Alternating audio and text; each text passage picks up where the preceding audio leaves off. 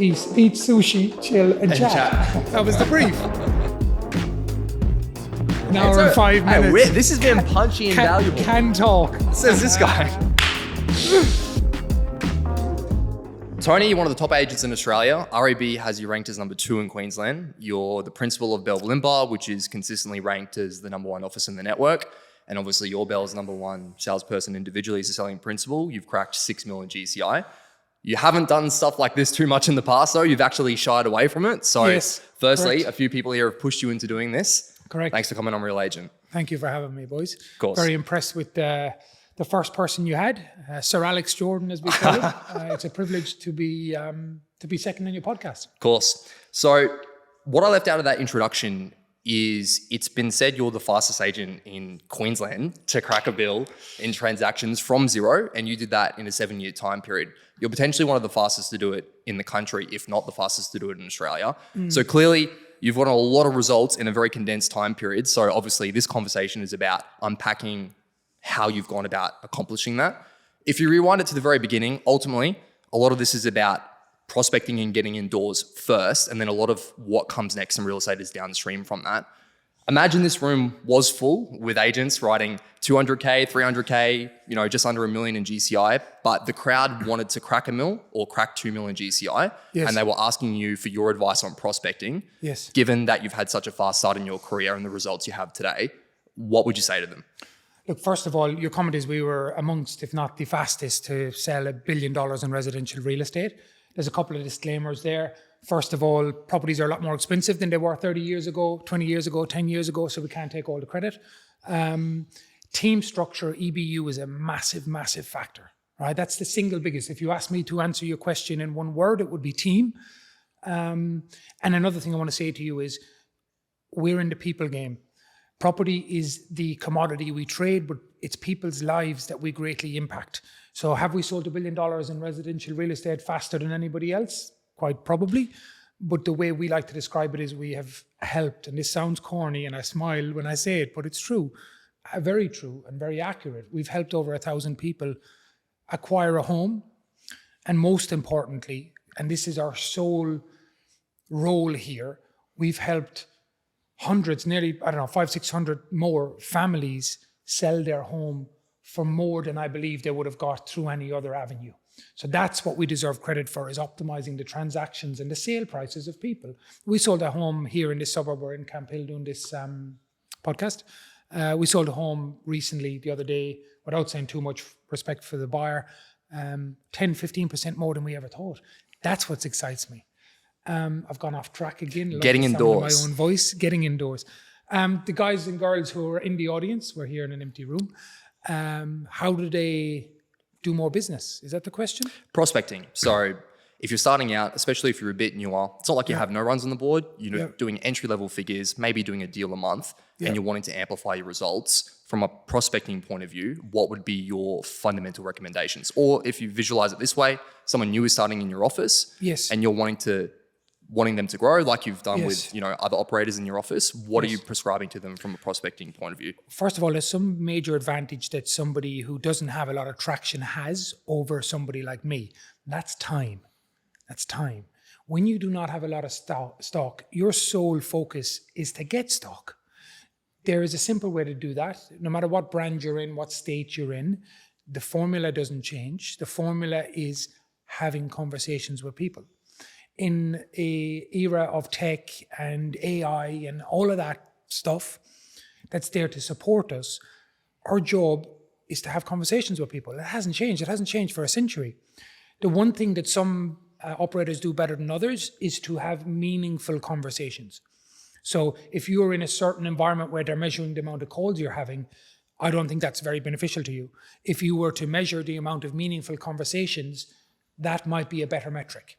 Because if you're ringing 100 people a day and offending 90 of them, you're probably better off to go to the pub. You're probably going, you'll probably have a better chance of succeeding if you stopped ringing people. So the activity is one thing. What are you doing? What are you saying? Make sure you're knowledgeable. Are you ringing people to keep your boss happy, or are you ringing people to help them? So in a nutshell, I would say activity is massive. If you want to be great at any sport, this is a sport. Don't be delusional for a second. This is a sport. You get out of it what you put into it. You need to be fit, healthy, competitive, a little bit aggressive, but more than anything, you need to be able to, our support guys here are making a lot of noise in the background. Yeah, I'm not sure. So meaningful conversations, double clicking on that. If you're picking up a phone, you've got a list of 100 households in your farm area and you're a newer agent making dials to that list, what does a meaningful conversation even look like? It's about bringing value. Like any relationship on this planet is about, if you want to grow it and develop it and enhance it, it's about giving more than you take. So if you're ringing people, to answer your question, if I'm ringing you, you're got an asset that's worth a certain amount, I should be informing you of similar assets, similar transactions, making you aware. What people don't realize is the minute you pick up the phone to ring somebody, you've just taken away their freedom. Like you've just gone into their house when they're there with their kids, cooking for their whatever, and just said, hey, I'm that important that I'm going to take your time right now. You don't know me. I'm a stranger. When you do that, you have to be very good to do it and for it to have a positive response. If you're not good on the phone, well, maybe you shouldn't make that call. If you're not bringing value, the person, let me just summarize it in a better way because we could go around in circles. If the person doesn't get off the phone feeling good about the conversation, then that is not a positive conversation for you. Give them value. To who are they? Like when I call somebody, I say who I am, what I'm calling for, and I tell them that I'll have them off the phone in a minute. You know, I don't waffle. So your prospecting advice is keep phone calls brief? Yes. If people want to talk to you beyond that, that's great. The first thing that we all do subconsciously, I'm not sure if you can hear the rain in the background, it's just a bit of an Irish These are theme. good mics, don't worry about that. Yeah, the summer sun. The first thing that somebody does when you ring them, whether you're aware of this or not, and you do it too, when somebody rings you, right, a random unsolicited call, your initial thought is, how do I get out of this conversation? People will lie to you sometimes. They'll say, oh, I'm just going into a meeting, or I've just got this, or I've just got that, or I've just got the other. It's because your approach was inaccurate and that person felt trapped and they had a desire to run because you just trapped them. So my name is Tony O'Doherty. I'm calling from Belle Property. I'm going to take 30 seconds of your time to tell you about a home that we just sold on your street. Blah, blah, blah, blah, blah. Hunky-dory. Hang up the phone. It's not about what you say. It's about, well, it is about the content of what you say. It's about how you make them feel and how you follow up and what value you bring. Is there any difference in your opinion? So that prospecting call could just as well be a nurture call to your farm area. So yes. Is there really any difference in your view between prospecting and nurturing? It's kind of just one and the same, building relationship, adding value. That's your view? Yeah, look, yes. Prospecting is nurturing. If you're prospecting any other way, you're being too aggressive. And also, from a very, very beginning of my career, I never wanted to be around anybody who doesn't want to be around me. I never want to speak to anybody who doesn't want to speak to me. So my psyche was, how do I get them to come to me? How do I become attractive to them in my profession? And that's where my cold calling days, very, very short-lived. You don't need a lot in this game to get a listing, do the right thing by that vendor, get another one, do the right thing by that vendor. It's a compounding impact. There's so many bad agents out there that have loads of stock. Don't worry about it. If you're good and you're proactive and you give it a crack, it's not that hard. It's hard because people stop before they get going, you know? So having lots of conversations, you're going to be generating a lot of intel and information from these conversations. Now, I'm actually really curious to ask you this because Alex on our first podcast basically revealed he's got a CRM, which is in the background, but he's doing everything out of his iPhone in the contact section. Yeah. How do you actually operate day to day? Like, let's just say, you know, you're driving in your car, you're just thinking of people to call, you're having the conversations. I doubt you're stopping and taking notes afterwards. Absolutely not. I don't spend any time whatsoever on our CRM. No time, zero, zilch. Never have, never did. When I started in real estate, I was almost computer illiterate, which I think was a strength of mine. I'm in my early 30s. I know I look a lot older, but for my age, you think I should be able to do anything with a computer like our generation can. But I grew up, I was an outdoor kid. I didn't really have any interest in any of that. So for me, it was a blessing. Just to touch on that for a second, because you brought up a very valuable topic. Alex is one of the greatest to do it. I'm going okay, and we've both given you the same feedback. We don't spend a whole lot of time in front of our computers. The next time, you don't get leads from your computers. You hide from the general public in your computers. If you're looking to catch up with me, you won't find me in my office. You know, there's no one in my office looking to sell. Can you stop taking photos, please? No insulated. You're a celebrity. Yeah, I don't know about that. Very little time. The answer to that question is I've actually lucky enough that I have the support to be able to help me. I run my business predominantly off WhatsApp. I will WhatsApp my team driving down the road and say, what's Wells' number? We've sold the house next door. I want to give him a call. That's how I run my business. So basically your team is probably actually using a CRM in the background, but you... Absolutely. Yeah. The CRM is being used. I'm just not the best you. person to use it. Yeah. Now, is it being used in the traditional way where we say, okay, you're talking to somebody and they give you the dog's name and they give you the kid's name and they tell you where they're off to, and then you ring them back 6 months later and creepily say, how's Rex and how did you go in Noosa? Nobody wants to hear that. Stop being stalkers. So use a CRM to provide a better service. Don't use a CRM to be weird. This is my advice. Okay, so this scenario, so you're going to be in your car all the time, Yes. and you're obviously the lead agent on all of your campaigns effectively. So you're going to be getting a ton of inbound calls, people who are calling you in, people who are just general inquiries wanting to know of the price of something you have listed, and they let slip they own something in your core area. So this conversation happens. You can't get on the door immediately from the conversation. What happens? Like, do you save them in your phone properly, or like how do you stop this leakage of opportunity? Very good term. The term is leakage. My business would have the second highest volume of leakage in Queensland. The highest volume of leakage would be Alex Jordan. Sir Alex. So what I would say to you is leakage is inevitable. If you don't have leakage, it's because you don't have activity. And again, back to my comment, I could do more business if I was willing to chase. And look, there's a fine line here. I want to be very honest, and hopefully one person watching this can learn. Don't do what I do to get to where I am. You need to be very proactive. You need to be very hungry. Not that I'm not.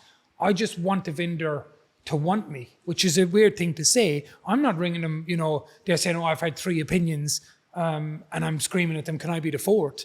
I'm saying, are you happy with the people? If you are, there's nothing I can do for you. Which is not good advice. If you're watching this at home and you're starting your career or evolving your career, you need to be at every listing table. You need to fight for every listing. For me, at this stage in the game, I want to grow my business. I really do. Most of our business comes from referrals. The amount of cold prospecting that I do personally, extremely low. My guys, Ollie's very good at his job. Kaylee's very good at his job. Bailey's very good at his job. Kaylee's very good at her job. Bailey's very good at his job. They do a lot of service-based prospecting. Give. We don't do obligation-free appraisals. We're not roaming around your street like the postman. So we're service providers that provide a service at the highest level. We work ruthlessly and tirelessly for our clients. We don't want to be everybody's client. We don't want to be everybody's agent. We want to be working for smart people who will give us the resources to blow their socks off, not people that want to talk about, how we can save a buck on marketing, when really I want to talk about how we can make you 300K in your sale price, Ideal week in structure. So in our imaginary room full of agents writing 300 to 900 here. So you've got an ideal week, or at least when I was listening to some of your previous stuff, you were saying that you did. So Stalker. A stalker. AM calls, PM appointments, Monday, Tuesday buyers, Wednesday pipeline. Yeah, okay, there we go. Hit on the head. So you were doing 624 at one point in your career, I think when you just joined Belle. And First year in Ray White, I did 624. 624. Yeah. You've cracked 6 mil. Yeah. How important is having an ideal week as an example of having structure in your business? How important is that to go from there to there? It's not important. It's what's more important than important? What's more vital? It's fundamental. Without it, get off your bike, you're done. It's like asking, without structure, it's like jumping into a car in a city you've never lived in with a destination you have to get to. It takes 30 minutes to get there. You're in a car. You've got 30 minutes to get there. It's life or death. And you decide not to put on your sat-nav. You're not making it, are you? So without structure, plan, organization, work ethic will define you. If you're lazy, you'll get spat back out by this game. Answer to your question. A man with a plan is not going to, man without a plan is not going too far. Or a lady without a plan is not going too far. And so for the people in the room, so to speak, is it AM calls, PM appointments? Whatever you're best at. My plan's not your plan. Again, I continuously compare this to sports. You'll have athletes that train in the morning because they know that's when they have the most energy. Do what's best for you.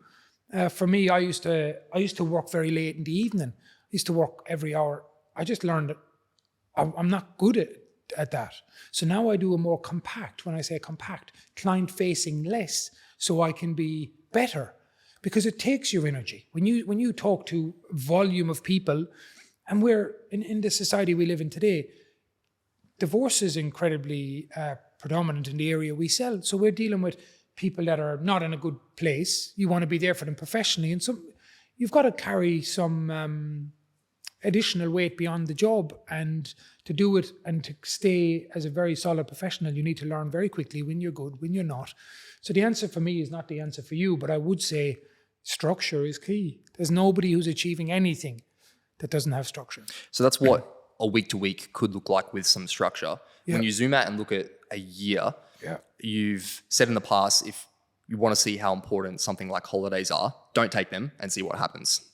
So when do you holiday now? How important do you think holidays are? So you've got the energy when you are actually in business. And when are you holidaying? How many weeks a year? Very good points. So structure, number one. Holidaying, being off the pitch is as important as being on it. And I'm sorry that I lamely keep referring to us as athletes, but it's the same thing. Like any athlete will tell you, the growth is done on the rest day. So you need to rest to grow. You need to rest your mind. You need to rest your body. You need to rest your soul. What I do now is have little, short, and often breaks. So we work generally Monday to Saturday. We have Sundays off. I don't meet clients after lunchtime on a Friday. So lunchtime Friday, and I'm on the phone, I'm doing deals and I'm doing what I need to do. I have a half day on Friday in terms of client facing. I have a half day of Saturday in terms of client facing, and I don't work Sundays. So I work 6 of the 7 days, but really there's 2 half days in that. A half days of client facing. Again, when the phone is with you in our game, you're at the office. What I've started to do is maybe every 2 months, I'll take a Monday and Tuesday off. I will work remotely, let's say. So go somewhere, and it's not completely taking the time off. It's only doing what you need to do. What are you smiling at, sir?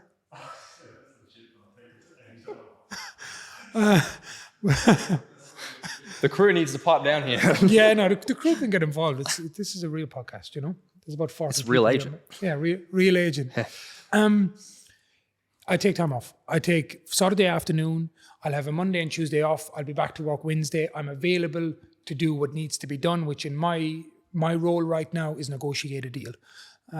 If, I can make my week busier at the end so that I can have 2 days off, Monday and Tuesday. Any more than that, you start to get missed. So to have a couple of days off is where, your team can just, and my team is exceptional as well, to give them their full credit. They're all top class professionals. And that's such a big thing for me. Like, if you take one thing away from team, it's I've got great people around me. This is a team sport at the level we do it. An individual agent is an amateur agent. A professional agent has a team. Completely drifted away there. And we'll dive into that more in a second. But so on holidays for someone newer who is ambitious, so let's just say they're in their first year or 2 of real estate and they want to crack $1 million or crack $2 million GCI, is the amount they are holidaying and taking their foot off the gas to rest, is that different to the way that you're doing it now at the level that you're at? Yeah, definitely. Because when they're on, they're not really on. What I mean by that is, when you're at work at the level that the amount of homes that we're blessed to transact and the people's lives that we're managing, it's a lot of work. If you're aspiring to be, you don't have that stress and pressure yet. So when you're at work, you don't have the same demands. You're not not overwhelmed, but it's not as taxing. So the battery will stay full because it's not being used as much. So for me, when I'm on, it's 100 miles an hour. So, and an important thing as well, you can talk about holidays. I'll try to have 4 weeks off of Christmas. There's 2 weeks either side of December where the market just dies. Now, agents will say other stuff because they want stock and whatever, but the reality of it is you shouldn't bring a house to the market in the middle of December, and you shouldn't bring it before the middle of January. That's how I see it, and it's fine if you disagree, but there is a down period. That's the time to have your time off. That's the one time a year. There's no other time of the year. Short breaks after that, and I try to have a week. When I say try, a week twice throughout the year is good, but you tell your clients in advance. You don't bring on a new client and then you say, oh, hey, yeah, I'm going to the coast. Could you ring someone else? You need to be there for these people because you're looking after them. Most importantly, before we move on from holidays, It's your daily activity. The fight is won or lost daily. So I used to go home and climb the wall, just do a deal at 7 o'clock at night. I'd be after selling a house. What's next? Who can I talk to? What can I sell to underbidder? Million miles an hour. It's no good. So actually being able to switch off is more important. There was a time where I'd take a buyer inquiry at Christmas lunch, and I'd be like, yeah, mate, yeah. That's no longer the case anymore. You need to have infrastructure to do all that. You need to make sure that when you're active, you're resting. You're not just, otherwise you won't be any good for your clients if you don't have, do you know what it comes down to in one word? It comes down, well, maybe not one word, headspace.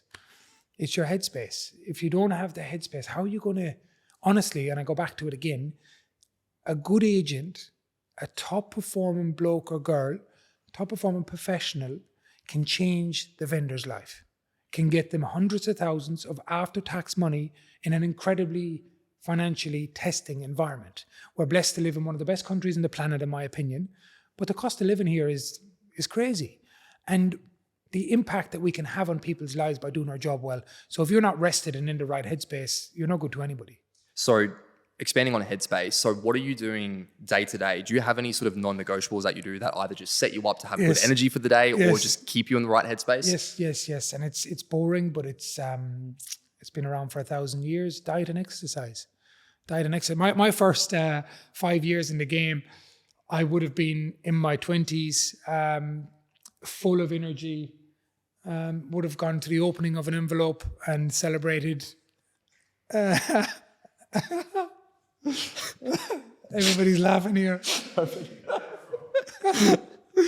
Basically, what I'm saying is I would have been social, would have drank too much alcohol. Instead of recharging the batteries, I would have been draining the batteries. If your downtimes are not your downtimes, you're in big trouble. And that's what I did for a long time until I got to the point of nearly burnout. When you say long, how many years in the first few years were you behaving that way? For a long time. I'm not going to define it and give you the rope to hang. The reason I asked that is because you still got to $1 billion in 7 years, which is the fastest in Queensland, and you weren't. It's not like from day one you were regimented and perfect. You still. I wasn't perfect at all. Yeah. But the thing is, and please don't take this as arrogant, I was born for this job. I was, and that's not something that people at home can learn from. I grew up in a service-based sales environment. So from the time before I could speak, I've been learning my craft. It wasn't until I hit 26 I found the area that I could flourish. So I did I started in Ray White. Ray White have a status that they call elite. I hit it in my first year. Their average agent, it's for their top 2%. It's a low barrier. Let's be honest. I shouldn't say, can we eliminate that? No, well, okay. If you want to, it's up to you. I shouldn't say it's a low barrier. What I mean is in our game, and don't delete it. I shouldn't say it's a low barrier for anybody who's out there who's achieving it. What I mean is we're too quick to give out awards in our game, and for a lot of people it's a massive achievement to get to that level. I would say if you're not at that level, that your negotiation skills aren't solid enough, therefore your confidence won't be solid enough. So for you to be at the listing table and be a top class agent, you need to be doing good numbers. Now it doesn't mean you do it in year one, but it means you need to have the talent and ability and the work ethic. So for me, it came easier to me than most, and I abused that for some time. I didn't always invest. Now I've got to a level where I'm frustrated because the last couple of years we're doing similar performance metrics. And that's because what got us to where we are won't get me to where I want to be. So now I am incredibly focused, and it's why I use my consistent analogies to sport, because you will not be the number one goal scorer if your body is not in line with your mind. So for a very long time, I got into the industry, and our industry is, let's talk about it. If this is an industry based on real estate, it's not, there's a massive culture of drink, drugs, and everything else, and not doing the right thing. And it's rife in our culture. There's this hero status where you're overdressed, driving cars we can't afford, and behaving in ways that's not conducive with a vendor's needs. That's our industry. You go to the awards of any of the big guys, any of the big brands, tell me if you disagree. And it's not conducive with being a great professional. So if you want to reach your full potential, that's my main driver now. My main driver is, okay, I've been lucky, I've been blessed, I've got to this level, and that's great. And I can hover where I am for the next 10 years, and great, we've done well, wonderful, great. But I'm not happy. I'm not content. I'm not content because I can do more for my clients. That one word that you say, it's incredibly important what we say and when we say it in a negotiation. You say the right thing at the right time, it can have a massive impact on your vendor. If I was to describe sales in one word, just one word, you go first. If I was to say to you sales, right? What's sales in one word? I don't know if I can do it in a word. It's a tricky question. And look, it's a loaded question. So I'll give you my answer. So it can just be right and then we can move on. No, okay. I'll give you my answer so it doesn't feel like I'm stitching you up. What sales means to me in a word, sales is psychology. Sales is psychology. And that's what it's all about. And if you can understand that buyer's needs, their why, their family background, their cultural beliefs, you can help them get ahead of the competition and secure that property. Now, I said that very nicely in case any buyers were listening. If a seller is listening, you can help them pay more than the property's worth, which is my job. Because I go to listing presentations and a vendor will say to me, oh, well, we want to use you, but this guy or this girl is 0.5% cheaper. And I say to them, honestly, with integrity, you can sell your own house, you don't need me, right? I just write for sale in your front fence, and I bet you in a week your house will be sold. So what I'm claiming is to be able to get you a price that you can't get you. And I'm also claiming to be able to get you a price that agent that's 0.5% cheaper can't get. So our main job here is to get our vendors a price that they couldn't otherwise get. And that's the definition of our role, in my opinion. There is a lot there we're going to unpack a bit later in this conversation. Sort of circling back to hours, just to put a cap on this topic. So if you had to give a very short answer to how many hours per day do you think an aspiring agent should be working if they want to reach $1 million or $2 million GCI and they're not there currently? Maybe it might be the wrong question, but what bracket do you think they should fall into? It's hard for me to give short answers on a deep conversation like this. The answer is not hours, it's output. You can work I worked with guys who walk around the office for 12 hours a day. One guy in particular, great guy, great for culture, used to walk around the office bouncing the ball all day. And he was great, but not that productive. So I worked 12, 14 hours. I worked anytime I needed to. Wow. But they weren't all productive hours. If you went to the office and worked 7 productive hours a day, 5 days a week, that's 35 hours, which is, in the eyes of a farmer, a part-time job, you'd pass out 80% of your competition. But how productive are you being? I get agents to come to me all the time and say, how do we do it? And I have a look at their phone and we look at I could do this simple thing. In fact, any agent that's watching this right now that says that they want to do more business, get your phone out, go to your settings, go to your battery function and check your phone usage. I bet you any money, that number 1 is Instagram, followed by Facebook, followed by Spotify, followed by everything else that's not conducive with you doing your bloody job.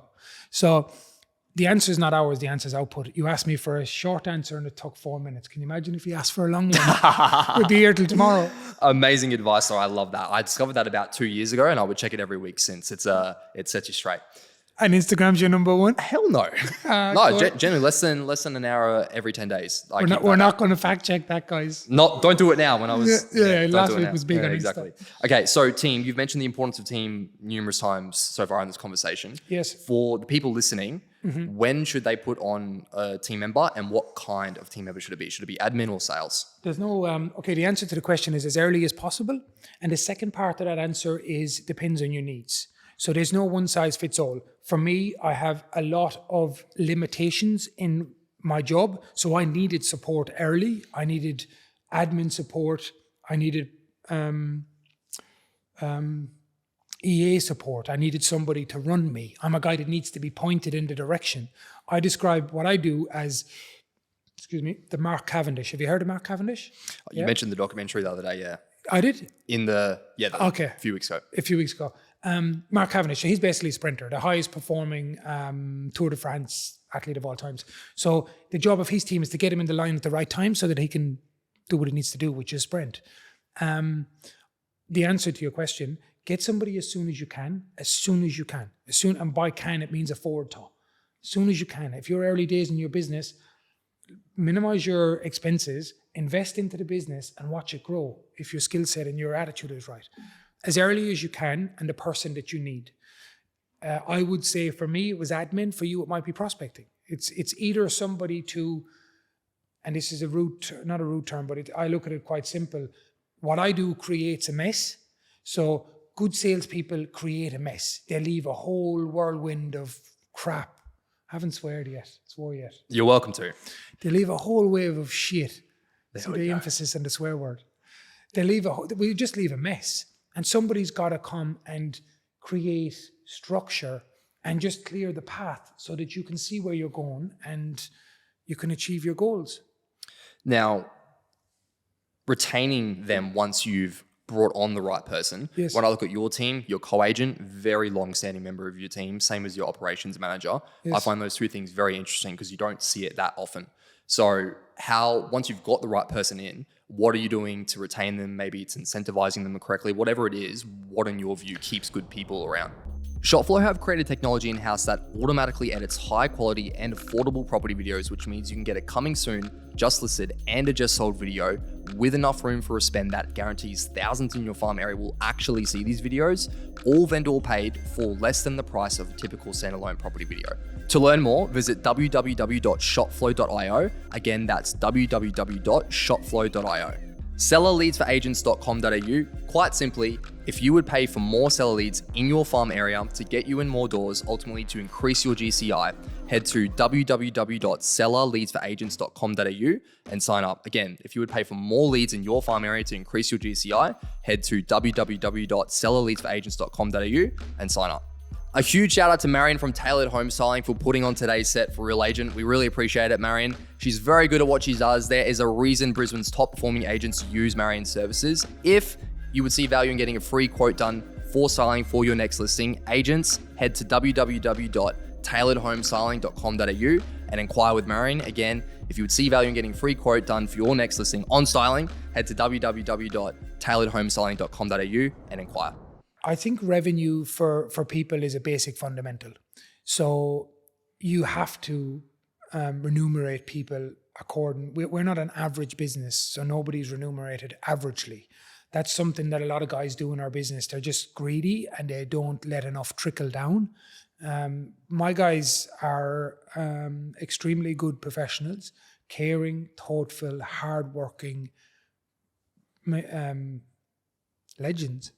And yeah, they absolutely get remunerated according to their ability, which is quite high, but that's not why they stay. And I'm a difficult person. Like, I'll sit here in front of you, smile, laugh. It's all hunky-dory. The people at home think, yeah, he's probably not a bad guy. Well, I hope you think that. But in reality, I'm a demanding motherfucker and I want to be better. And like, I have a meeting every morning and it's kind of like, why do we do this? Why do we do that? I believe we're operating at 40 or 50%. Until we get to 80, I will continue to have a receding hairline, probably afterwards. But the comment I'm making is, I'm not this guy. I'm a guy who pushes for more, who wants more, who knows the responsibility that we carry, the cross that we bear for our clients. So, again, I'm starting to waffle. What keeps people around? Culture, team spirit, involvement, winning. I'm surrounded by winners who want to win, and that's why they're with us, because they know that we're successful, but they also know that we have so much growth in front of us. We don't sit there and say, hey, we're the best, or we're the second best, or we're the third best, or we're the fourth best. We look there and say, here, here, and here. We can improve this, this, and this. Yeah, look at all the upside. They're excited. Yeah. They're excited. Yeah. Where else would they go? Where else would any of us go? I mean, they're with me because of their ability, their loyalty, and their caliber. I don't have them around because they're just nice people.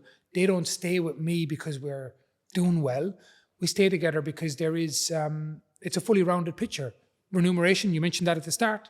No high performers would stand for less than their value. My guys, they get their value and that's what they deserve. But there's a lot more to it. They're part of something. We're part of something special. I needed to double click on this subject just because you speak about it so often, but real estate's a sport, team sport, you say. Winner's mindset when it comes to sport. It's obvious what that means and looks like in sport. What does it mean and look like to you in real estate to have a winner's mindset? It's a broad question. It's a hard question to define and answer. A winner's mindset is, I don't know, like, if you asked me 6 months ago, it would have been a different answer. And the fact that you've sat here and spat stuff at me that I said 2 years ago makes me very conscious of what I'm saying right now. It's on record, you know. Winner's mindset is walking away knowing that your clients have won because of your actions. And walking away knowing that no one else could have got that price. You know, that the psychology, the service, the sales, the desire, that it all nets together. You know, I got home 2 nights ago and I had sold 2 properties that day, and I got out of the shower and I had 3 or 4 unanswered texts, and 2 of them were from the vendors. And it was just, you know, they were excited. They had sold their homes unconditionally for great prices. And that's winning to me. Vendors saying to me, thank you so much, you know. That's what it is. I don't know if that answers your question, but that's what gets me excited still. You know, like our industry, we talk crap about winning a listing, you know, or winning a listing. Winning a listing is nothing. Granted, it's a fundamental and you won't be in the industry without it, so it's not nothing, but it is nothing. You don't celebrate the opportunity to go to work. You celebrate the outcome of your work. And all too often we're here because we're rock stars and we're heroes because we're listing properties. That's a responsibility. That's an obligation. Like if you were a surgeon, you don't celebrate a person who's about to go under the knife. You celebrate that person who's walking, who may not have been walking if they'd gone elsewhere. That's the responsibility we have. Yes, I did just compare our industry to surgeons, and I apologize for that. But you know, it's fundamentally massive that we understand the responsibility of what we're doing. Drop the ego, work a bit harder, get better results. What's winning for me? Winning for me is a vendor being able to upgrade with a reduced mortgage because of my actions. I like that, actually. That's my answer. So I think it was around the time you were writing 600, switching up topics here. So writing 624 grand in GCI, I think, yes, when you first got a coach at that point, I believe. If, again, room full of agents, would your advice be to them to get a coach? I need to get a coach now. I used a coach for a very short period of time, probably about 6 months. Didn't utilize the resource correctly. I found I've struggled to relate to somebody in the meantime, but absolutely a coach. Again, that's where the parallel lines are between sport. The guys and girls at the very top of our game have mindset coaches, head coaches, PTs for the gym. You know, yeah, get a coach. Get a coach. But make sure they know what they're talking about, because most of them don't. Now, all of these things, maybe if you do them consistently over time, they'll get you to tables and opportunities to list property. Then Yes. It's about what you do when you get there. Yes. This is a topic you're pretty passionate about. So I just wanted to kick off this segue with this subject, the listing agent versus the sales agent. Yeah. What does this all mean? What it means is somewhere along the way, an agent becomes successful and their business begins to attract people. And they're more focused on winning business than they are in transacting business. Remember, for an agent, the dollar productivity in a market where 80, 90% of stuff, 90+% of stuff that we list, if you list it correctly, will sell. So the dollar productive stuff, if your moral compass isn't right, is actually meeting more vendors. So they're hiring me thinking, geez, this guy's so successful. I'm getting their listing and buggering off to meet the next person to get their listing. There's a couple of people in my area, no names ever. We never slayed anybody. Is it on here? No, it's not hot in here. You should put the aircon on for him if you like. Listing versus selling. Somebody gives you their home to sell, it's because they want you to optimize their transaction, not because you've got profile and you want to misuse it to hand it to somebody who's not the person they hired. That's the vast majority of what happens in our industry. I speak to Alex Jordan the other night, one of the highest performer in the state. I was talking to him Wednesday night, and he had to go. He had to take another call. He was in the middle of 3 negotiations. He was negotiating for somebody who hired him to negotiate for him. Ironic, isn't it? You know, you speak to the top 10 agents. First of all, I wouldn't tell you the truth. Speak to the top 10 agents in Brisbane. How many of them are doing this stuff, which, you know, self-promotion. This is what this is, let's be real. With their social media teams, you know, selling, marketing, doing videos. All that stuff is important, but it's not your role. That's 10% of what you should be doing. The other, when somebody hires you to sell their home, they hire you to sell their home. They don't hire you to pass it on to somebody else. That's what most of our industry does. Nobody talks about it. And we're going to talk about what actually being an effective sales agent looks like, because there's an art to that, and we'll unpack that. You talk about, obviously, to be a top performing agent, ultimately though, you do need to be able to list property and then be highly skilled at selling it and involved in selling it, ideally, like you say. So you need to be able to become an effective listing agent. You talk about not learning at the listing table. If the agents listening to this right now, they're getting indoors, you know, not as many as they would like, but they are getting in some. How do they not learn at the listing table? Because they've got to go to the appointment they've got booked for next week. What's the solution there? Yeah, look, I suppose it's like any, again, I can't use another sports analogy, but it's called training for a nutshell, in a nutshell. Practice. You don't have to practice on a live, real seller. You know, go around to your friend's house, go around to your mum's, like just don't practice at the listing table. Know what you're going to say, have structure, have an approach, be informed about the person who you're going to see, be informed about the home that you're going to see. Know your plan, know your strategy. Speak well, articulate yourself well, and, you know, give it a read. There's an expression which I won't get right, but I'll relay it in some sort of fashion. It says that, okay, I'm way too far out now. So the expression is energy introduces you. Right. So it's about from the very minute you get to the door, often before you get eye contact, before you shake your hand, before you take your shoes off, you can win or lose a battle before the fight's even on. Like, it's about being there in the right headspace, in the right mindset with that self-belief. Self-belief doesn't come from learning on the job. It comes from having a confidence level. And if you're at that stage where you're early doors in your career, you've got time to be ready. Grab your principal, go to his house, do it with his house, walk through it. Have a strategy. Don't practice in a live ring. Are you an advocate for sort of hacking this by bringing someone experienced in your office with you to sort of learn from them firsthand? Yes, you're going to have to split the comm, but that way at least you're knowing what an effective listing presentation looks and feels like. If I was to take it back a step, if I was getting in and I wasn't at a level of competency yet, which is what you're describing, I would be aligning my business with a successful agent, full stop. I would not start in this game. This is 2023, nearly 2024. You try and do the old school, there's a phone, go and make it, you'll die, you won't survive. One of the biggest brands here has an 86% failure rate in the first year. It's not hard to figure out why. So a co-agent is the only place anybody should be starting, you know, or within a team, in my opinion. You will not make it otherwise, because there will be, as time goes on, more and more advanced agents and more advanced pockets. And you try to beat one of those guys and girls with energy alone, and they'll say to you, oh, you're very lovely, but we just went with, you know, they'll be very nice to you when they reject you, but that'll be the outcome. So my answer to your question is to line yourself with an agency. In our area, there's one of the bigger agencies, they tend to bring their principal in. And to me, it doesn't reflect well, because are you competent or are you not? Is that principal my agent or are you my agent? Because if you're not my agent, then why are you here? If he's not my agent, why is he here? And who's the captain of this ship? And who's going to be having the conversation with a buyer at 8 p.m. on a whatever day, Friday night? Is it him? Is it you? Is it her? So align yourself. My answer is, yeah, this is not an amateur game. It's a professional game. Until you become pro, hang out with pros. Talking about becoming pro, you've sort of put together a very unique listing structure. So you actually have a 2-stage listing presentation, or at least you did when I heard that. And so I don't know whether you still do. Oh, I have Is to. he always like this? Does he stalk you? All the time. You? Yeah.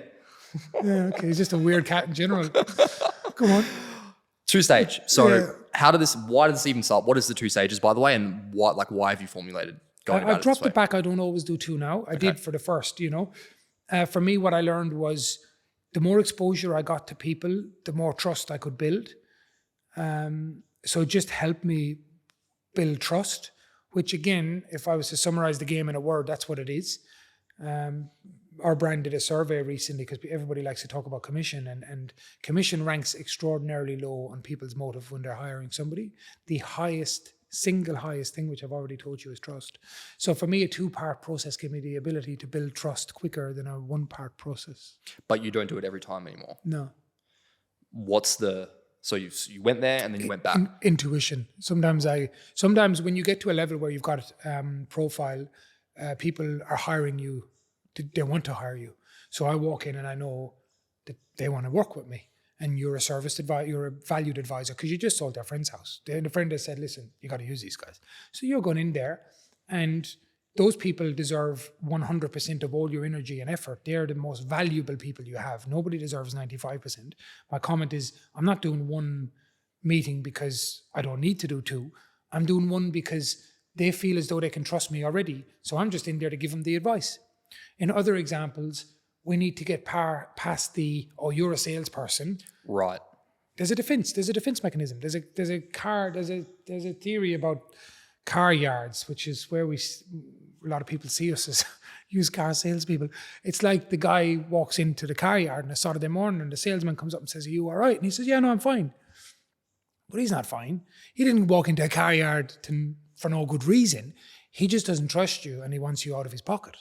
So for us, it's about breaking down barriers. Sometimes I walk indoors, you can even be referred and you'd be met with a very cold person that doesn't necessarily, you need time to say, hey, I'm not the guy you think I am. I can actually help. And overexposure, people will, when you've got the right, what am I looking for? When your reasons are right, when you're a good person who's there to do good things, that'll come across. So basically, if you feel they're a bit more standoffish, yeah, you're going to opt to just sort of get to know them and the property first, then go away, come back, pitch. Yes. Or if you feel there's a good rapport, you'll just do it then and there. Yeah, exactly. Okay. Or if the property is different to what we had thought. If in the qualifying process we didn't really fully understand, I might walk in there with one thing in my mind. I might be off on value. I might be off on marketing strategy. And I might say, hold up a second, I need to regroup here. You got one chance to pitch. Nobody has ever, when I've said, look, I need to come back in a couple of days or tomorrow, whatever. Nobody's ever rang me the next day and said, hey, we just listed with Olmet. So you got one chance.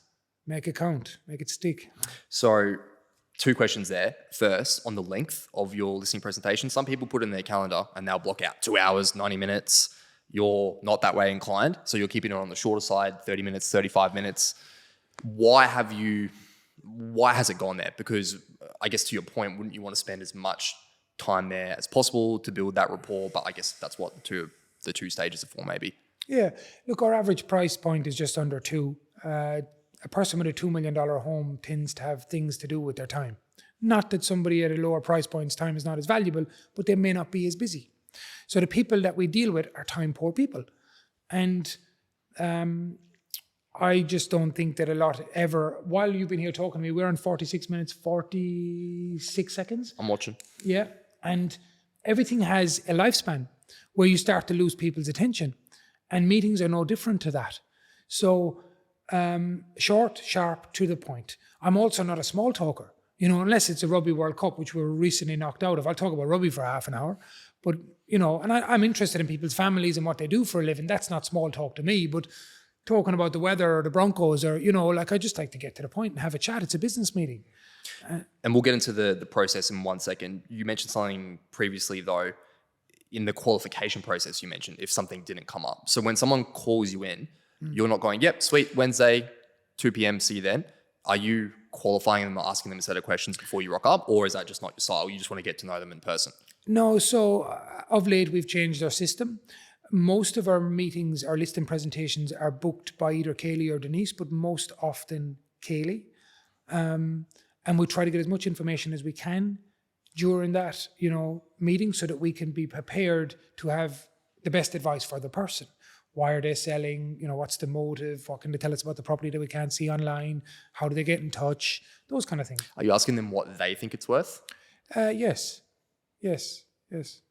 Which might tie into another stage of this process later. So your structure overall is you're going in, you're talking about price, method, process, price, and cost or marketing, right? Price, process, marketing. Yep. Price first. Let's skip the process. So there's sort of two stages here. Obviously, one is giving them a method of sale, which is one thing. But then you've got this amazing opportunity when you're in front of them to tell them exactly how you're going to get them the premium price, not so much emphasis on the exact number you tell them, which, like you've said previously, you could pluck out of thin air any number. Ultimately, it's the process that's going to get them the best number. Do you really take that opportunity to sort of show them via telling them exactly how you're going to run the process to get them the most? Like, do you grab that opportunity, or are you just sort of, is that done in the proposal? In some cases, we talk them through it step by step. Right. In other cases, it depends on the person. Some people, when I hire a professional, I want to stay out of their road. I don't tell them what to do. I tell them what I want to achieve and can they help me achieve it. That's how I treat professionals. But people treat you very differently. Some people want to micromanage you and hover over you. Some people want to take your advice and your guidance. Some people have controlling natures and need to know when everything's going to occur. And we tailor for those people. We don't tailor our process because our process is designed to optimize the sale price. We do tailor our process to the degree that if you don't want to do auction and you're anxious about it, well, I'm not going to convince you to spend the next 4 weeks not sleeping at night because I want to do an auction, or I think an auction's best. Might be best for your property, mightn't be best for you. So we do tailor certain things. We can tailor marketing budgets, but we tend not to. We've got a best practice. If affordability is an issue for cash flow, let's talk about how we can fund it, not how we can jeopardize your sale price. By, chipping things off. Yeah. But the interactions are very much, so I'm back on the water, the interactions are very much governed by the person and what they want and need. Now, next step on the price. So obviously you mentioned that you will ask them for their opinion on what they think it's worth in the qualification call. Obviously it's a tricky subject to handle. It's an age-old question. How do you go about handling price so you don't miss business, but equally you don't want to win their business with false expectations of what's possible? I'm a conservative person by nature. I'd rather lose their business than promise them something I couldn't deliver. It's a balancing act because people will always have hope and you can't squash the hope, but equally you can't misadvise people. So if I think your property is worth $2 million, I will tell you that most of your buyer interest will be between 1.9 and 2. And when you tell me you want 2.2, I will say to you, where did you get that figure from? And you'll say whatever. And I'll say, look, I have no problem with you wanting that figure. The buyer is going to look at the other data. That's the data that they're going to look at. You're looking at the data that supports your opinion. They're going to look at the data that supports their opinion. But really what's going to govern the outcome is the process, the emotion, the competition. I can tell you a home's worth 10 million, but it will not sell for 10 million. I can tell you it's worth $1 million, but it will not be worth 1 instead of 2. What I can do is market it nationally, internationally, globally, get some really smart, intelligent, qualified buyers to your door and make them compete emotionally for the outcome. That will get you 2-2 if it's out there. But again, my appraisal level is 1.9 to 2. Now, on commission specifically, so let's just say, obviously you're going to tell them your rate. I believe you'd probably be right at the top end or equal top of agents in your marketplace. Absolutely. So they might turn around and say, well, old Jimmy Two Shoes told me the same thing about the whole process that will get them, but he's telling me he's very confident he can get me, above 2 and his commission is only X. Do you find yourself losing business frequently on back of commission, and how do you handle the whole commission discussion? Not frequently, but yes, you will lose business because of it. But that's also a qualifying thing. If you have pitched correctly and done your job well, you lose very small amount of listings based on commission, and it's okay to lose a few. It's okay to lose a few. Again, back to sports. Sorry, I can't keep doing it. Tell me a striker that hasn't missed a shot. So if you're not missing shots, you're not taking enough. And the reality of it is, I don't want every vendor. I want the one who's going to allow me to perform to get them the result that they deserve. So I don't want every vendor. Yes, I do want more, around about a few more would be nice. But commission conversations is an age-old question. And the agent that promised you 2.2 and is offering you commission 1% cheaper than me is highly unlikely to be able to deliver what they're promising, I would think. I mean, in the one case study you've seen them negotiate, you've seen this person negotiate once, it was their income, and it didn't work out too well for them. So I'm not here to talk about anyone else. What I can tell you is we know how to get you the best result. and we will get you the best result. And I'm not more expensive. I'm absolutely free because I'm going to get you 10 or 15% more than the market. And that's not what I'm charging. So. And you are moving the needle on their psychology when it comes to price versus value in the listing appointment. That's when that damage is done, in your opinion? We don't do any damage anywhere. You're conservative in your appraisal level. People don't want to be lied to. You're conservative. I'm always, if I think it's 1.9 to 2. If there's somebody cheaper than me, I'd be disappointed if there wasn't. But is there a link between the cheapest person and the best person? Or is there a link between premium products costing premium prices?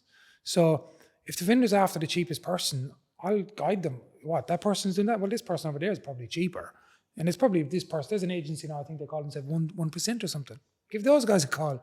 You know, if cheap is what you're after, I shouldn't be here. And that's a qualifying process. If you're after a sale price that will change your fucking life, I'm sure I can help. And that's true. And I don't want to sound arrogant. It's passion. And I want it to come across as passion. But everything that I do from when I shower in the morning to go to bed at night is around how I can get that 1% better. And if you've a guy or girl over there that's cheaper, it's because that's their value. They're not cheaper because they're better. They're cheaper because they're cheaper. And you're speaking like this to a vendor at a listing presentation, or do you not have that luxury? Depending on the person. I'm always me. And some people find it polarizing. Some people are like, nah, fuck him, you know? And that's okay too. I don't want to be, you know, I like, without, maybe I'm a bit more comfortable here. I'm laid back. I know you boys, so maybe I'm not being professional. I'm here in a relaxed environment to chill and chat. That was the brief. Eat sushi, chill, and chat. That was the brief. That's what we're here for. Probably would be a lot more professional in what I'm saying, but the message. Of course, but same message. The message is the same. And are you asking for their business in the listing presentation? It's funny you asked that question. When I started my game, I was always told, you never leave without asking for the business. And very quickly, I learned that I will never do anything that makes me feel uncomfortable. What I mean by that is things that make you feel comfortable is how you grow, but not things that make you feel uncomfortable in your almost heart. Like a moral type feeling. So if you're not uncomfortable, you're not growing. But if something's irking you, don't do that. And me asking somebody to sign a Form 6, I'm walking out the door. Like I say to people, have a think about it, have a chat, sleep on it. I'll give you a call tomorrow. It's a big decision. I want them. And what you think is more powerful? The guy or the girl who's saying sign here, or the guy that's walking out your door who's just given a wonderful presentation. That's the art here. I want them to want me. When somebody rings and says, we're going with somebody else, what would 8 out of 10 agents do? Fight. How, when, why, where? 90% of the time, 90% of the time I don't fight. Okay, how do I get better? My energy's going into the people that have given me their business, not the ones that haven't. And look, I mean, I fight for the ones where I've given it my all. And to be honest, I only lose listings because of me.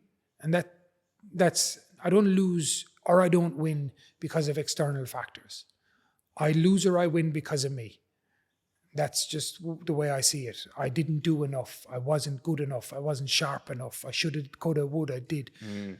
100% accountability. It's me, mate. It's me. It's always you. Don't be blaming people. Everyone wants someone to blame. It's you. Look in the mirror if you're looking for that person. It's Love true. it. So you've won the business. Yes. You've got the listing. Yeah. Now it's about selling it, right? Now it's about backing up the chat. It's backing up the chat. Now, this is another really important topic that you're quite passionate about, which is service over sales. I hadn't really heard this spoken about before you. So could you just explain to the audience what service over sales means? Yeah, look, again, he's quoting me on something I said some time ago. I grew up, service over sales, what it means to me, Tony O'Doherty, is I grew up with a father who was a salesman. He would sell livestock like his father did before him and his father did before him to farmers in remote areas who wouldn't know the value of the assets they were buying. So the transactions were done based on trust. They could have taken advantage this year, but the most important thing was to make sure that their customer walked away with a good experience and that you could come back next year to that customer and they would be your customer again next year. So in my case, it's not giving the buyer a discount, it's giving the seller everything that they know that the outcome is the best outcome. So to me, it's service over sales. the last 5% of what we do is sales. A negotiation for me normally concludes on the day I wanted to, on the day we started to. So ultimate competition, no conditions in the contract, and I'm winding that clock up as far as I can, and then I'm concluding the negotiations so that the buyer couldn't start to retract. So negotiations in my case are short, sharp, and extremely, what word am I looking for? Beneficial to my clients. Beneficial is not a powerful enough word. When we strike for that price, it's sharp. It's coming. You just spend it. When I say negotiations are short and sharp, I could be dealing with a buyer for 2 weeks to get them to where we want to. But I just don't consider that negotiations. You getting rid of your finance clause, your building and pest clause, getting your own builder to having a look, getting your insurance company to quote, whatever. That's your due diligence that I'm not allowing you to do on our time. Do it on your time.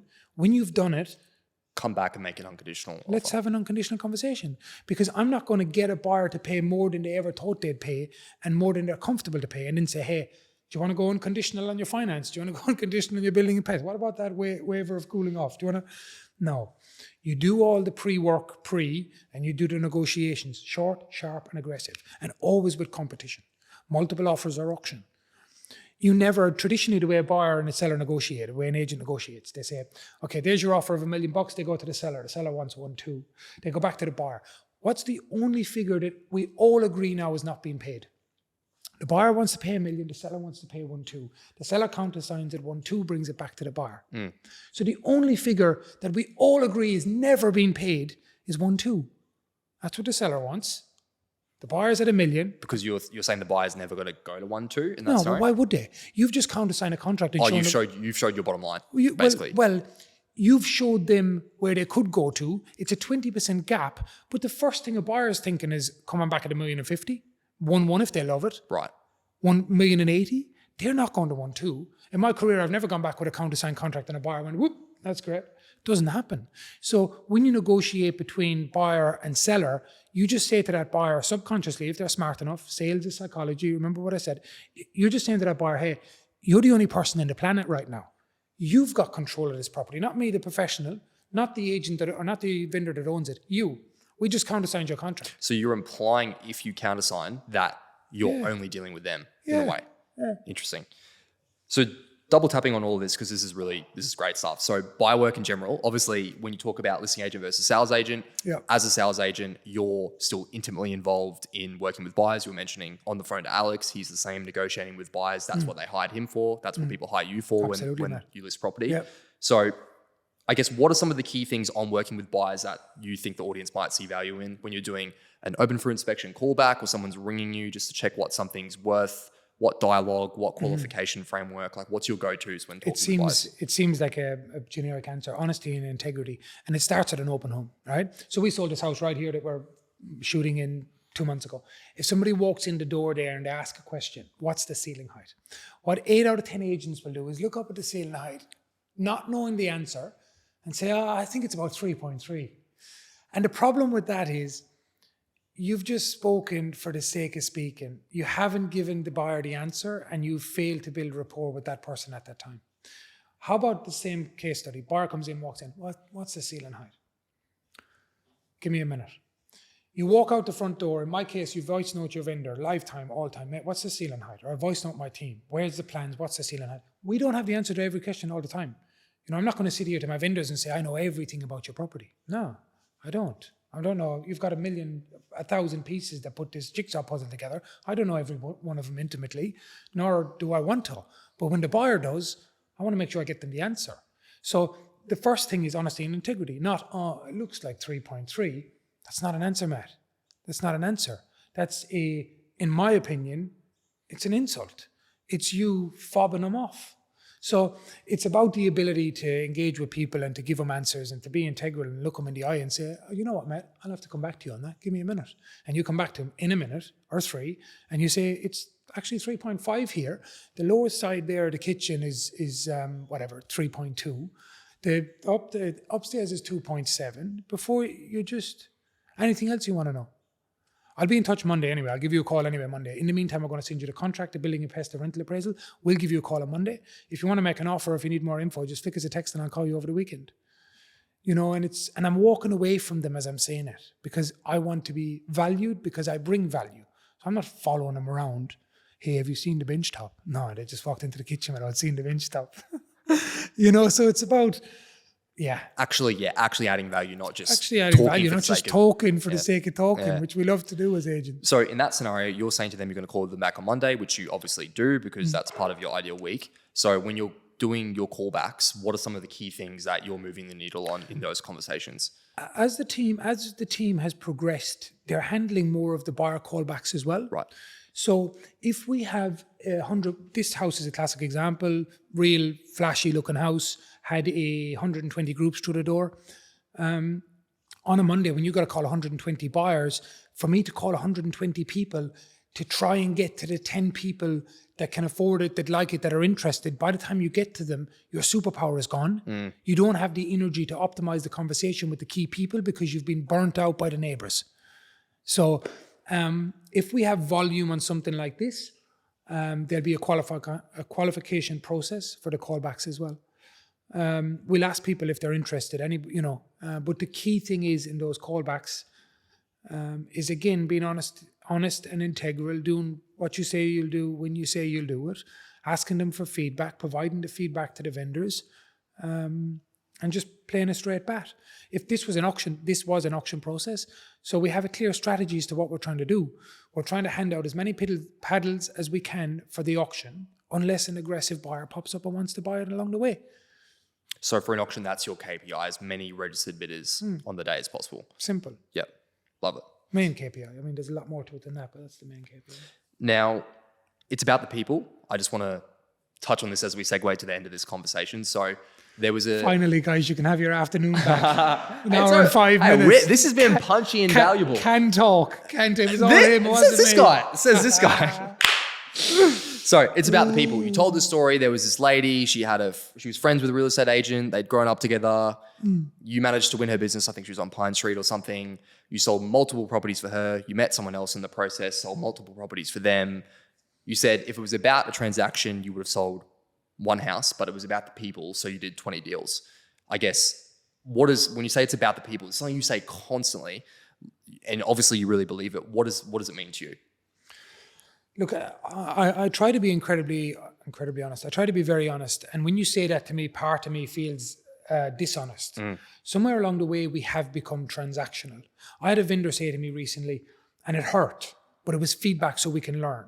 She said, you got us the best price. You have the best team. When we're selling a house again, we will use you.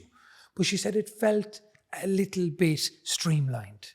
So for her to say that to me, for me to say it to you openly, it is about the people. It's all about the people. But somewhere along the way, I became obsessed with sale prices. So she felt like she was on an assembly line as a vendor? Yeah. Right. She said to me, you've got the best team. She said, whenever we sell a house again, I'll be selling it with you. It's slick, yeah. But I think what I'm trying to say is, it is about the people. But you need to make sure that the people know it's about the people. I was bursting my arse to optimize her sale price. And she didn't feel it. And she didn't feel it. Now, I've got, in about 150 transactions, I've had that feedback twice. And I'm starting to look and think, okay, do you reinvent your business? Do you hire an extra person? But it's not that. What she wants is me. She wants more interaction with me. And you look back, and I look back on it and I think emails, WhatsApp, phone calls, just the level of intensity of communication that we give, that we do, everything we do, we notify.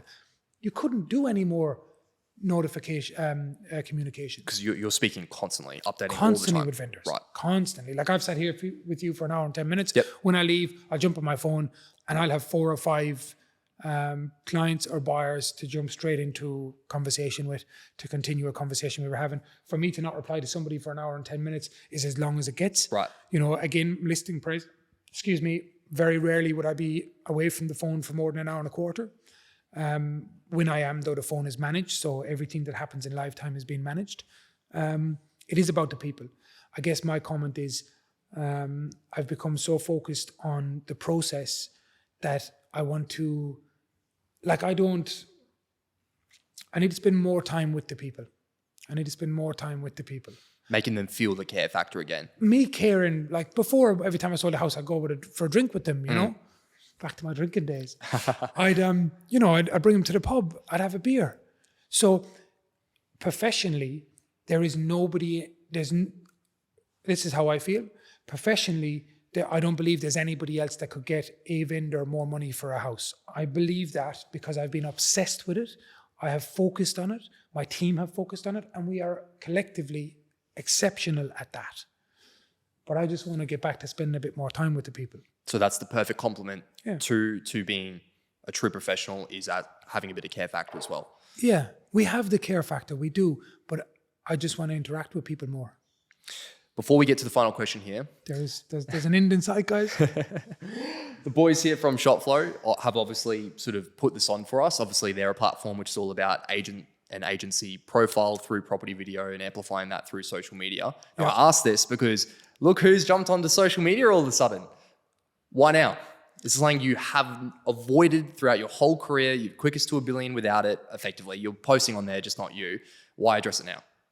Social media and profile. The true answer is applied pressure from people who's, Sitting here, who I value. The reality of it is you can't grow if you're not pulling every lever, if you're not tweaking everything. Social media won't get you to $1 billion. It didn't get me there. It didn't get any of the top guys or girls who've got 10,000, 50,000 followers. It's just another tool. It's another tool. And if you handle it correctly and the content is good and the guys you have, I know a couple I could recommend. If they're good professionals, I just think it'll have a positive impact. It's having a positive impact. I went to open homes after our first video and I had multiple people. And like people watching me here now would think, extrovert, no worries. I'm not an extrovert. For people to come to me and say, oh, we watched your video. I was like, fuck me, what have we done? Like, why are you coming up to me? Ask me to ceiling height at the house, will you? I go back to that. And was it good feedback though? Oh yeah. They love the rawness and the realness. Yep. And that's kind of what I want to be like. Some of what I said today, I look back and think, shit, shouldn't have said that. Shouldn't have done that. But you know what? When I go to bed at night, I'll go to sleep because this is me. And if you like it, great. And if you don't, you probably won't be still watching, so it's cool. Final question. Final question. He said that before. No, I said before we get to the final question. Okay, this is the final question. Okay. So imagine you have the opportunity to pick up the phone to the year 2 version of Tony O'Doherty and you get to give him 60 seconds of real estate advice. Let's not overcomplicate it with this whole butterfly effect thing. Like if you knew this stuff, you would do stuff differently and wouldn't be in this position. Let's just imagine you can just give yourself 60 seconds of clean real estate advice for a newer agent. What are the fundamentals of what you're saying to him on the phone?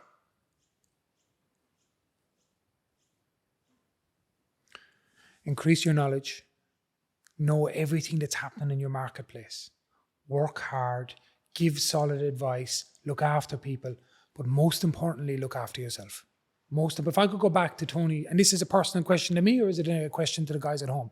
For you. For me personally, the answer is look after yourself. Believe in yourself. Believe in yourself. If you don't believe in yourself, there's a good reason why. Learn, get better, grow, enhance, work hard. There's no secrets in our game anymore. Alex Jordan was here last week telling you everything. I just sat here telling you everything. There's people coming after us. If you want to give them a plug, now's your time. They're going to tell you everything. So the only reason why you're not achieving your goals is because of your output, your input. If I could talk to Tony in year 2, I would say focus more off the pitch. Maybe don't work as hard. Maybe work a bit smarter. Maybe work smarter. It's a big question to ask on a whim, mate. I'm going to look back at this and think. I warmed you up. I kept it to the last one. Yeah, you kept it to the last one. And, I hate to end on a dull. Tony in year 2, I would say, what would I say? It's a big question. You know what I would say to me in year 2? Stop hiding. Don't wait till year 7 to download Instagram. Instagram's not going to change your career. The boys are laughing now, you see? They're delighted. That was actually written on the wall over here. Plug social media. Yeah. We also need to plug Marion from Tailored Homes. Yes, we will. You were going to do that? We'll give her a special recorded shout out afterwards. But we'll give her a shout out. Sorry, I thought that was... No, that's right. There you go, Maz. We wouldn't forget it for the world. We wouldn't forget it for the world. Tony from year 2, believe in yourself. Stop self-sabotaging, back yourself, get your profile out there. And yeah, you'll be okay, man. She's good.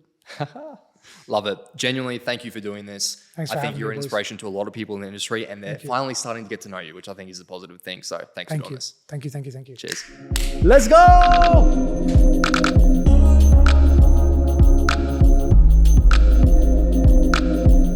All right, that's a wrap on our second episode of Real Agent. Thanks for Tony for coming on. We've got 2 more incredibly exciting guests lined up, 2 of the best real estate minds in the country. So stay tuned for those 2 episodes. Basically, if you'd like to stay alerted the next time an episode is released, check us out or subscribe on YouTube, Apple Podcasts, Spotify. You can follow us on Instagram for clips and reel content at realagent.co, or head to our site at www.realagent.co and get subscribed to new releases there. Thanks again to our partners for this episode, ShopFlow, Tailored Home Styling, and sellerleadsforagents.com.au. See you in the next one.